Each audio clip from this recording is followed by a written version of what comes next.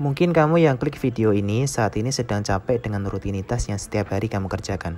Mulai dari tidur sampai siang, bangun cuma scroll-scroll sosmed, rebahan.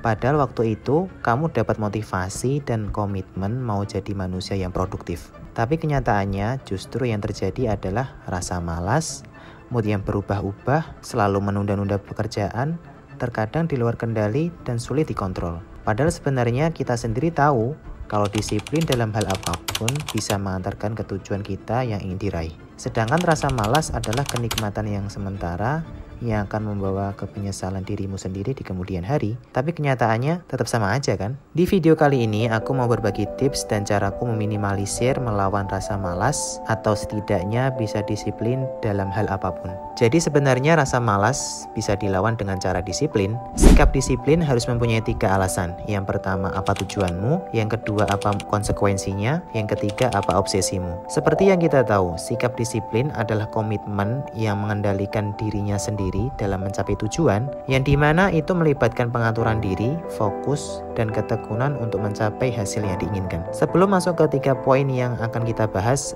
ada upaya yang biasanya aku kerjakan. Dan cara ini bisa kalian coba juga, yaitu berikan sinyal petunjuk dan pemicu. Ia membuat aku tergerak melakukan sesuatu yang ingin aku lakukan. Seperti contohnya yang ada di buku Atomic Habits. Kalau kamu ingin meminum air lebih banyak, isi dan taruhlah di beberapa sudut ruangan. Dengan cara ini, kamu akan lebih mudah mengakses tanpa harus bersusah payah. Jadi akses ini memberikan kemudahan untuk minum air putih lebih banyak. Dan salah satu hal yang terjadi pada diriku sendiri, kenapa akses untuk main HP itu mudah? Jawabannya karena HP selalu ada dan di mana-mana selalu dibawa. Jadi walaupun kita komitmen untuk tidak main HP, besar kemungkinan kalau ada notifikasi pasti akan terdistraksi.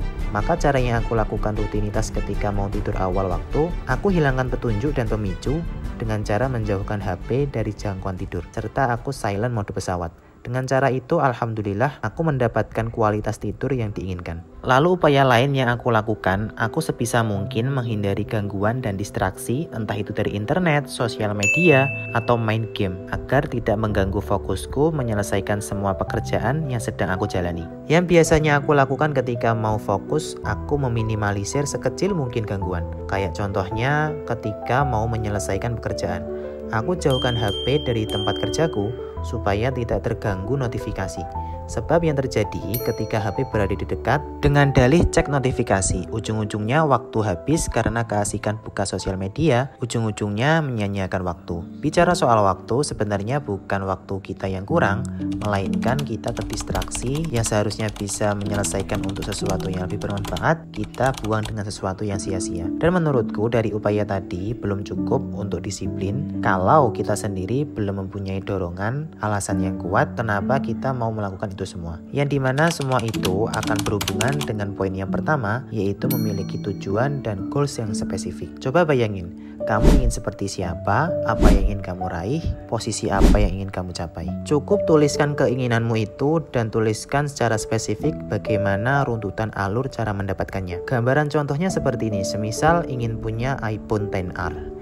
Tujuanmu sudah jelas, yaitu memiliki HP iPhone XR. Sekarang kamu spesifikan, kalau semisal kamu ingin beli iPhone XR second dengan harga 4 juta dalam waktu 1 tahun, berarti kurang lebihnya kamu sehari menabung 15.000 per hari selama 1 tahun. Jadi aku akan mencoba melakukan usaha dan disiplin untuk menabung 15.000 per hari selama 1 tahun. Biasanya untuk menyemangati diriku sendiri, aku tulis pencapaian yang ingin aku raih di tempat-tempat yang sering aku lihat dan sering aku lewati. Supaya kalau aku lupa atau tidak semangat lagi, aku ada alasan untuk bangkit. Dan semakin spesifik tujuan dan goals itu semakin bagus, karena jika kita memiliki tujuan yang jelas, arahnya mau kemana, ataupun tugas yang harus kita lakukan itu sejalan dengan tujuan yang kita miliki, seberat apapun keadaannya, seberat apapun kondisinya. Hal ini juga membuat kita mengetahui prioritas mana yang harus dikerjakan, sehingga ketika dihadapkan dengan 2 pilihan, manakah yang mengantarkan ke tujuan dan goals pencapaian kita. Dari situlah kita dapat membentuk fokus dan komitmen lebih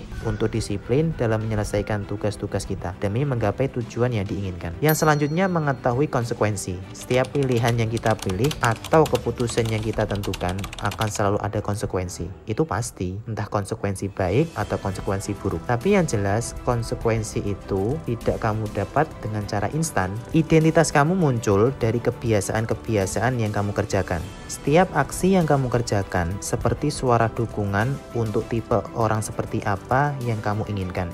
Yap, betul. Siapa kita, mau jadi apa kita, konsekuensi yang akan diterima di kemudian hari itu ditentukan dari apa yang kita kerjakan hari ini dan kebiasaan-kebiasaan yang sering kita lakukan pada hari ini. Ketika kita peduli tentang konsekuensi yang akan didapat di kemudian hari, mampu membayangkan yang akan terjadi di kemudian hari, itu setidaknya memberikan semangat untuk tidak bermalas-malasan dan berusaha untuk mendapatkan konsekuensi yang terbaik. Ada salah satu quotes yang mungkin bisa membangkitkan semangat, yaitu bunyinya seperti ini. 50 tahun penderitaan untuk 50 tahun kebahagiaan, atau 5 tahun kebahagiaan untuk 50 tahun penderitaan. Maksudnya seperti ini. Ini bukan tentang angka, melainkan ini adalah bagaimana kita bisa bijak dalam keputusan hari ini atau nanti. Untuk konsekuensi yang akan kita dapatkan karena ada sebab, pasti ada akibat. Yang terakhir, memiliki obsesi. Ini bisa kita tanyakan ke diri kita sendiri, seberapa kuat kita memiliki obsesi tersebut. Maka dari itu, kita harus mengetahui arah dan tujuan jelas yang ingin dicapai. Karena dengan obsesi yang kuat atau tujuan yang jelas, bisa jadi kita nggak butuh tips dan trik apapun untuk membangun kedisiplinan tersebut. Akan mudah bisa bekerja keras dan melakukan apapun untuk bisa mencapai tujuan itu, tidak peduli seberapa beratnya, tidak peduli seberapa lelahnya. Obsesi menurutku bisa mengendalikan segalanya. Obsesi terjadi akibat keinginan kuat dan tujuan jelas yang ingin diraih. Jadi bukan hanya keinginan doang, tapi keinginan yang disertai dengan tindakan, dedikasi yang kuat, pengorbanan untuk mencapai tujuan itu.